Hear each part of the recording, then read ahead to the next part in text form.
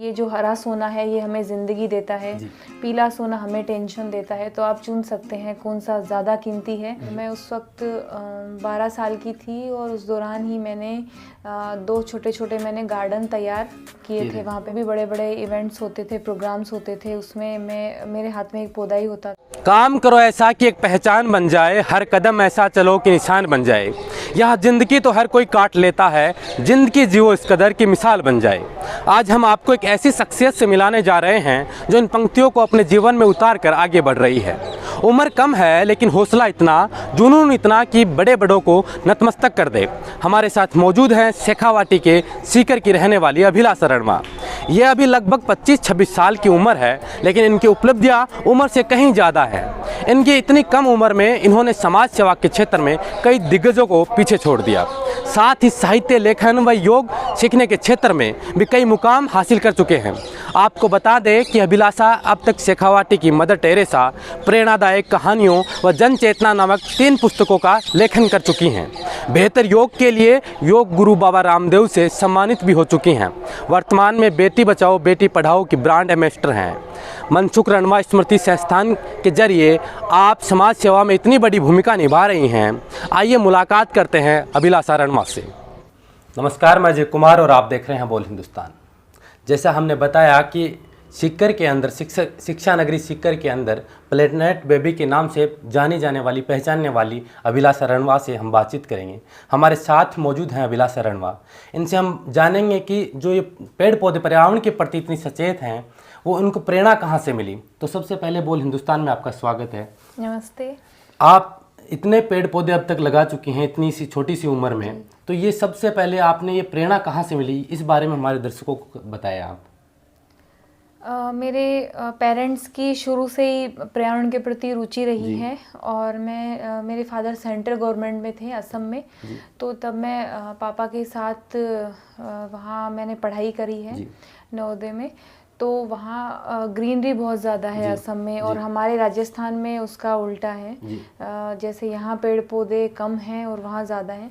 तो वहाँ पे जैसे मैं पेड़ पौधों के बीच में रही, हरियाली के बीच में रही, तो शुरू से ही मेरे मन मस्तिष्क में पर्यावरण के प्रति गहरा मेरा लगाव रहा।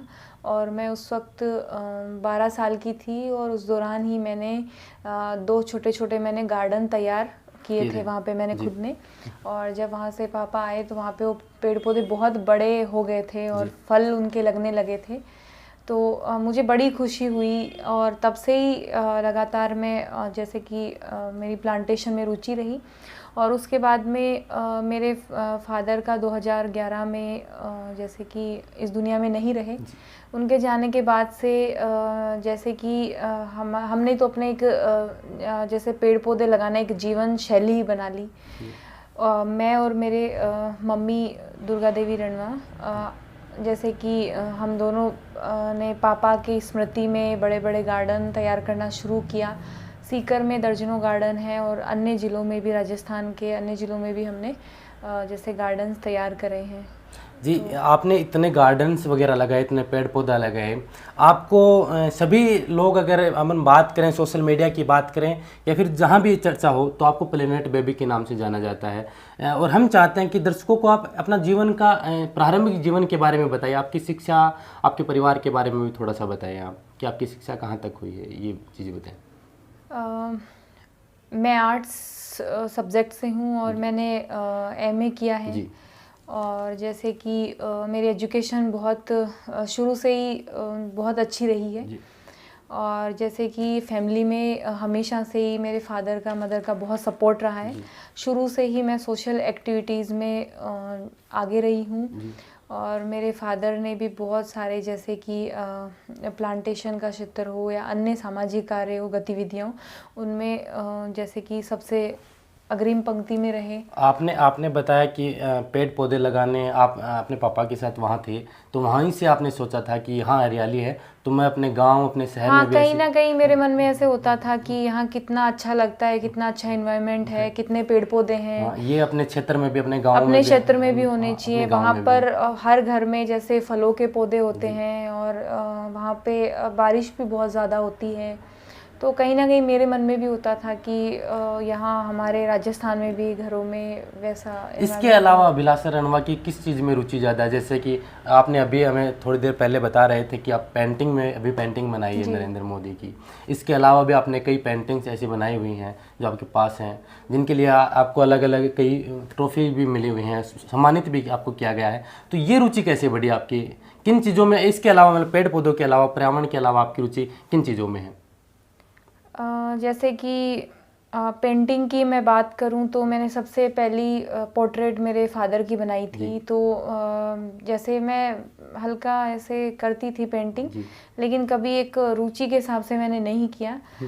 एक दिन मम्मी ने ऐसे कहा कि आप पेंटिंग बना सकती हो, मुझे बहुत मोटिवेट किया, जबकि मुझे इतना नॉलेज नहीं था। लेकिन मैंने सबसे पहली पेंटिंग पापा की बनाई, तो एक थोड़ा सा उससे भावनात्मक वो एक था कि हाँ, मोमेंट था, वो मेरे से बहुत अच्छे से बनी। फिर मैंने सैकड़ों पेंटिंग बनाई और मैंने जो कि बहुत जैसे स्वामी रामदेव जी हैं, तत्कालीन सीएम वसुंधरा राजे जी हैं, और जो कि बहुत सारे प्रबुद्धजनों को भी मैंने मेरे हाथों से पेंटिंग बना के दी है। जहाँ तक अच्छा लगता है। हमने देखा कि आप प्रतीक चिन्हों के माध्यम से अगर किसी से मिलते हैं तो या तो पेंटिंग होती है या किताब होती है या फिर आपके हाथ से पौधा जाता है। तो इन ही चीज़ों को आप कैसे चुनते हैं कि भाई इन चीज़ों से क्या संदेश देना चाहते हैं? आज की जो जनरेशन है, युवा जनरेशन है, जो पर्यावरण को दूसरे एक हाशिए के तौर पर रखे हुए हैं, पर्यावरण की तरफ जिनका ध्यान नहीं है, जिनकी जिम्मेदारी बननी चाहिए कि पर्यावरण के प्रति कि कम से कम ज़्यादा पेड़ होंगे तो पर्यावरण को अच्छा वो फायदा मिलेगा। तो ये आप कैसे संदेश देना चाह रहे हैं कि प्रतीक चिन्ह के तौर पर आप पौधे वाले पेड़ दे रहे हैं? प्रतीक चिन्ह के रूप में पौधा देने की शुरुआत सबसे पहले यहीं से हमने करी थी। और जैसे कि जो भी बड़े बड़े इवेंट्स होते थे, प्रोग्राम्स होते थे, उसमें मेरे हाथ में एक पौधा ही होता था और मैं सभी के लिए पौधे लेके जाती थी। और शुरुआत के दिनों की मैं बात करूं तो जब मैं पौधे लेके जाती थी तो सब मेरी तरफ देखते थे, और जैसे कोई मेरे साथ जाता था तो वो ये कहते थे कि थोड़ा आगे पीछे चलते हैं, क्योंकि पौधा हाथ में दिखेगा तो हाईलाइट होंगे। और फिर कई मतलब जैसे हंसते भी थे कि पौधा भी कोई गिफ्ट में देते हैं क्या। लेकिन मेरे लिए कहते हैं ना कि एक प्राउड की बात होती थी कि मैं मेरे हाथ में जैसे ग्रीन गोल्ड लेके जा रही हूँ, हरा सोना। तो और मुझे बहुत अच्छा लगता था। और कहते हैं ना कि धीरे धीरे लोगों की सोच भी बदलती है। फिर जैसे कि मैंने सभी को मोटिवेट किया कि ये हरा सोना है, जैसे जो पीला सोना हम उसको अधिक कीमती मानते हैं, अलमारियों में उसको बहुत सेफ रखते हैं। तो मैं सभी से कहना चाहूँगी कि ये जो हरा सोना है ये हमें ज़िंदगी देता है, पीला सोना हमें टेंशन देता है। तो आप चुन सकते हैं कौन सा ज़्यादा कीमती है। योग के क्षेत्र में भी आप काम कर रहे हैं, बाबा रामदेव से आप सम्मानित हो चुकी हैं। तो योग के क्षेत्र में आप क्या काम कर रहे हैं? सीकर के अंदर कैसे लोगों को मोटिवेट कर रहे हैं कि एक तरफ पर्यावरण शुद्ध हो, आप पेड़ पौधे लगाइए, दूसरी तरफ उन्हीं पेड़ पौधों की छाँव में आप योग कीजिए, स्वस्थ रहिए। तो इसको लेकर आप सीकर में क्या मुहिम चला रखी है, क्या संदेश दे रहे हैं? जैसे कि योगा 2012 से हम कंटिन्यू योगा क्लास लेते हैं। पहले घर में चलती थी और फिर हमने जगह जगह सार्वजनिक जगहों पे योगा क्लास जैसे चलाते हैं। वो क्या है ना कि कहते हैं कि सबसे बड़ा धन मतलब हेल्थ होती है, अपनी स्वयं की हेल्थ, शरीर का। तो उस हिसाब से जैसे कि मैंने ट्रेनिंग ली है बाबा रामदेव से, पतंजलि से, और उसके बाद से मैंने कंटिन्यू जैसे कि बहुत से लोगों को जैसे योगा में मैंने करवाया है। और बहुत सारी बीमारियां जैसे कि मोटापा है, डायबिटीज़ है, ऐसी असंख्य जो बीमारियां हैं वो ठीक भी हुई हैं। जी, ये जो आपको प्रेरणा मिली पेड़ पौधे लगाने की, अभी तक आप अनुमानतः आपको याद है कि आपने अब तक कितने पेड़ पौधे लगा चुके हैं और कहाँ कहाँ तक पेड़ पौधे लगा चुके हैं आप? लाखों पौधे हमने लगा दिए हैं। और उनमें से जैसे पिछली बार हमने सर्वे किया तो जैसे 90,000 के लगभग पौधे बहुत अच्छे से ग्रोथ कर रहे हैं। कहते हैं ना कि पौधे लगाना बड़ी बात नहीं है, उनकी निरंतर सार संभाल करना बड़ी बात है। तो ये आप कैसे कर पाते हैं कि उनके जहाँ भी अलग अलग क्षेत्रों में आप जाते हैं, जहाँ भी हम पौधे लगाते हैं, सबसे पहले ये देखते हैं कि वहाँ पे उनकी सार संभाल की जिम्मेदारी जैसे बहुत अच्छे से कोई ले रहा है, अच्छे से उनकी सार संभाल हो जाएगी। तो जैसे कि हम उस पर्पज से नहीं लगाते कि पौधा लगा दिया, लगाना था चलो उसको लगा के छोड़ दिया। हमारा ये रहता है कि वो एक छोटा पौधा लगाया हुआ एक दिन वृक्ष के तौर पे तैयार हो हो। तो इसी तरीके से जैसे कि हमने जितने भी पौधे लगाए हैं वो हम कोशिश करते हैं कि ये सारे बहुत अच्छे से फले फूलें। और हमने जैसे कि सीकर ज़िले से बाहर अन्य ज़िलों में और स्पेशली जो हमारी टीम काम कर रही है थार जो मरुस्थल का एरिया है उसको हरा भरा बनाने के लिए, क्योंकि वहाँ पर बहुत ज़्यादा आवश्यकता है पेड़ पौधों की। वहाँ पे हमारी टीम है क्योंकि गोकुल जी चौधरी रूपसा उनके नेतृत्व में बहुत अच्छा काम कर रही है। बॉर्डर एरिया, हाँ बॉर्डर एरिया में वो इनकी देखभाल करते हैं। जहाँ भी आप जाते हैं, जहाँ भी ये जाते हैं, वहाँ जिम्मेदार लोगों को ये बताया जाता है कि आप जितने भी चाहे पौधे आप 10 की वजह एक लगाएं, लेकिन उसकी साख संभाल जरूरी है, क्योंकि वो जब वृक्ष बन के आएगा तब उसके फायदे और आपको फ़ायदे देखेंगे कि वो एक पौधा जो आपने लगाया है वो कैसे बड़ा पेड़ बनकर आपको कितनी सुविधाएं दे रहा है। इसके साथ ही आपको लिखने का भी शौक़ है। आपने कई किताबें लिखी हैं, जैसे हमें पता चला 2-3 किताब लिखी हैं आपने। कौन कौन सी किताबें अभी तक आपने लिखी हैं उसके बारे में बताएं। शेखावाटी की मदर टेरेसा, और जैसे कि जन चेतना प्रेरणादायी कहानियाँ, और अब मेरी योगा पे बुक है। तो जैसे कि जो सामाजिक इश्यूज़ हैं उन पे मैंने लिखा है, जैसे कि मुख्य जो मुद्दे हैं उनमें जैसे मैंने प्लास्टिक पे बहुत अच्छा मेरा लेख है। और हमने जो भी अभियान चलाए प्लास्टिक में, मैंने बहुत बड़ा अभियान चलाया। 2012 में हमने स्वच्छ सीकर अभियान चलाया था। तो जैसे सबसे पहले सीकर में इतने बड़े लेवल पे वो प्रोग्राम हुआ था, तो उससे काफ़ी अवेयरनेस भी आई और ये चीज़ केंद्र तक भी पहुंची। उसी के बाद स्वच्छ भारत उसके बाद स्वच्छ भारत अभियान आया था। तो ऐसे करके ऐसे सोशल इश्यूज़ पे ही मैंने लिखा है, जैसे कि जीवन अनमोल है, कि जैसे ज़िंदगी एक ही बार मिलती है, तो इसमें कुछ ऐसा कर जाएं कि हमारा जीवन किसी के काम आ जाए। तो ऐसी कुछ प्रेरणादायक कहानियाँ ऐसे इश्यूज़ पे मैंने लिखी ये लिखे हैं आपने। और साथ ही जो स्वच्छ भारत जो स्वच्छ सीकर का आपने मूवमेंट उठाया था, उसके बाद में ये बात जब केंद्र तक पहुंची तो स्वच्छ भारत मिशन आया था जो आपने पूरे देश में। इसके अलावा आप बेटी बचाओ बेटी पढ़ाओ के भी ब्रांड एम्बेसडर हैं, तो इस क्षेत्र में आप क्या काम कर रहे हैं सीकर के अंदर? बेटी बचाओ बेटी पढ़ाओ के क्षेत्र में सीकर ज़िले में बहुत ही अच्छा काम हुआ, और ये अभियान आने के बाद से सभी लोगों में एक सकारात्मक सोच विकसित हुई। सीकर ज़िले में जितने भी इनोवेशंस करे गए उनके आधार पर सीकर ज़िले को टॉप 10 जो ज़िले सम्मानित हुए थे उसमें हमारा सीकर ज़िला भी था। और मैंने यहाँ से बहुत सारे ऐसे इनोवेशंस किए जो केंद्र तक पहुँचे। जैसे कि मैं आपको बताऊँ कि जैसे ये लाख के कंगन हैं और इस पे बेटी बचाओ बेटी पढ़ाओ लिखा गया है, क्योंकि ये लाख के कंगन हैं और महिलाएं इन्हें हाथों में पहनती हैं। तो मेरा मानना है कि अगर सकारात्मक कोई संदेश लिखा है, वो बार बार में हम उसे हमारे सामने आता है तो हमारा माइंड सेट चेंज होता है। जी, जो चीज़ें बार बार अपने निगरानी में होंगी उसके बारे में हम सोचने को मजबूर हो तो जैसे कि ये हैंकीज थी तो अक्सर जेंट्स इनको यूज़ करते हैं, और जैसे कि इस पे बेटी बचाओ का लोगो लगा है, इसके साथ ही स्वास्थ्य के लिए स्वच्छता ये मैसेज भी दिया गया है। ऐसे करके हमने बहुत सारी ऐसी चीज़ें जो कि घरेलू जैसे कि हमारी जो ज़िंदगी में जो चीज़ें काम आती हैं उन पे भी हमने लोगो लगवाया ताकि माइंडसेट चेंज हो, लोगों का विचार इसके बारे में सोचना शुरू करें और बिल्कुल पॉजिटिव थिंकिंग हो। और उसके साथ ही जैसे सीकर ज़िले में 70,000 लड़कियों को हमने यहाँ पर जैसे ट्रेनिंग दी, उन्हें आत्मरक्षा के गुर सिखाए। और इसके साथ ही जैसे कि जो हमारी कच्ची बस्ती का एरिया है वहाँ पे भी हम रेगुलर कक्षाओं का संचालन करवा रहे हैं।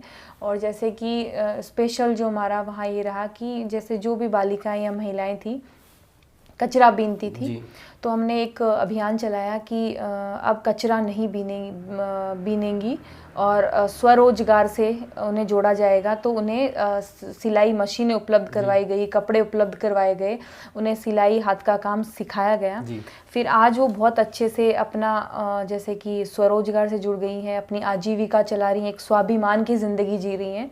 तो इस चीज़ का भी जिक्र माननीय प्रधानमंत्री जी ने अपने मन की बात में किया था कच्ची बस्ती का। कोई भी काम अपन करते हैं तो शुरुआती दौर में कठिनाइयाँ आती हैं, संघर्ष करना पड़ता है। तो आपको किन कठिनाइयों का सामना करना पड़ा है जो आप महिलाओं के लिए इतना किया है, जो पेड़ पौधे आप लगा रहे हैं, अलग अलग राजस्थान के अलावा दूसरे प्रदेश में भी आप जा रहे हैं, वहाँ से लोगों को जोड़ रहे हैं, वहाँ लोगों को समझा रहे हैं कि कैसे पेड़ पौधों को तैयार करके पर्यावरण को बचा सकते हैं, तो किन किन कठिनाइयों का सामना करना पड़ा, कैसे कितना संघर्ष करना पड़ा? मैं आपको बताऊं कि जैसे कि हम कोई काम करते हैं, करके अगर वो काम सामने आता है जी तो और लोग अपने आप जुड़ते हैं, मोटिवेट होते हैं। एक हम सिर्फ भाषण देते हैं और एक हम करके दिखाते हैं, तो उसमें बहुत अंतर आता है। और जैसे फैमिली सपोर्ट तो है ही, बाकी जैसे सीकर है यहाँ पे, जैसे जिला प्रशासन हो या फिर यहाँ के प्रबुद्ध जन हो या फिर पॉलिटिशियन हो, मुझे सभी सपोर्ट करते हैं और मैं जो भी काम करती हूँ सभी मेरे साथ जुड़ जाते हैं, क्योंकि उनको एक नई सोच के साथ अपन कोई काम करते हैं तो सबको अच्छा लगता है और सभी लोग जुड़ जाते हैं। और ऐसे ही जैसे हमने पेड़ पौधों से रिलेटेड एक अभियान शुरू किया था, हर हाथ से लगे एक पौधा जीवन के लिए, सोशल मीडिया पे एक शुरुआत करी थी, फिर पूरे राजस्थान में टीम बन गई और इस अभियान के तहत लाखों पौधे लगाए जा चुके हैं। और जैसे कि मैं आपको बता दूं कि मेरी माता जी दुर्गा देवी रणमा, इनकी पर्यावरण के प्रति शुरू से ही बहुत रुचि रही है, तो वही है जो हम फैमिली में देखते आते हैं, वही चीज़ें हमारे अंदर आती हैं। तो मम्मी और जैसे हम हजारों पौधे तो हम घर पे ही तैयार कर लेते हैं और सभी को जो भी हमारे घर में आता है हम उन्हें भी उपहार के तौर पे पौधे ही गिफ्ट करते हैं। इसके अलावा अगर आपने इतने पेड़ पौधे लगाए हैं, इस समाज से भी आपको कुछ योगदान, जैसे कि आपने गरीबों के लिए इतना कुछ किया, तो आपके अलावा भी कोई और लोग जो जुड़े हों, जो सामाजिक लोग जो समाज में कुछ योगदान करके आपका प्रोत्साहन किया हो? जैसे मैं आपको बता दूं कि जैसे पापा के जाने के बाद पापा ने बचपन में मेरे लिए एफडी करवाई थी गाड़ी के लिए, कि सभी अपनी जो कि बेटी की शादी में सभी गाड़ी देते हैं, तो मम्मी ने कहा पापा से कि अपन भी गाड़ी देंगे तो सेविंग करते हैं। तो पापा ने उस वक्त तो ऐसे मजाक में कहा था कि उसी घर में दे देंगे जिसमें गाड़ी होगी, तो फिर मम्मी ने कहा नहीं ऐसे नहीं, तो फिर पापा ने सेविंग करवाई। और जब पापा के जाने के बाद एफडी मैच्योर हुई तो उसके बाद में मम्मी ने कहा कि आपकी गाड़ी के पैसे हैं अकाउंट में डलवा दो।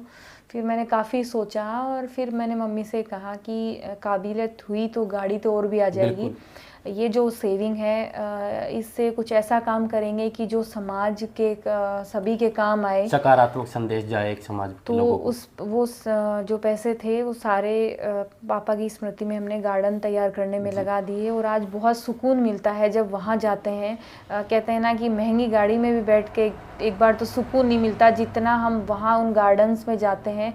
तो जब लोगों को वहाँ, बच्चों को खेलते हुए, बुज़ुर्गों को वहाँ जैसे योगा करते हुए, सभी को जैसे देखते हैं तो बहुत आत्मसंतुष्टि होती है कि जो हमने जैसे सेविंग थी उसे एक सही जगह उसका यूज़ किया है।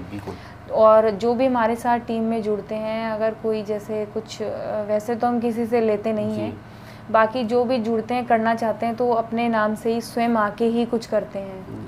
मतलब जो भी आए हैं, जो भी आपके साथ जुड़े हैं, वो अपने तरीके से पेड़ पौधे लेके आ जाए, अपने तरीके से वो कुछ करें। बाकी हमने जो जैसे इतना काम किया है अभी तक हमने किसी से वैसे लिया नहीं है। जी, तो ये थे अभिलाषा रणमा, जो प्लेनेट बेबी के नाम से जानी जाती हैं, सीकर शेखावाटी शिक्षा नगरी की रहने वाली हैं, जो सैकड़ों हजारों लाखों पेड़ पौधे अभी तक लगा चुके हैं। राजस्थान के अलावा पड़ोसी जो राज्य हैं वहाँ तक भी इनकी टीम है जो काम करती है, और जिनका कहना है कि हर हाथ से एक पौधा लगना चाहिए जो हमारे पर्यावरण को बचा सके, जो आने वाले भविष्य को बचा सके। बोल हिंदुस्तान को समय देने के लिए आपका शुक्रिया।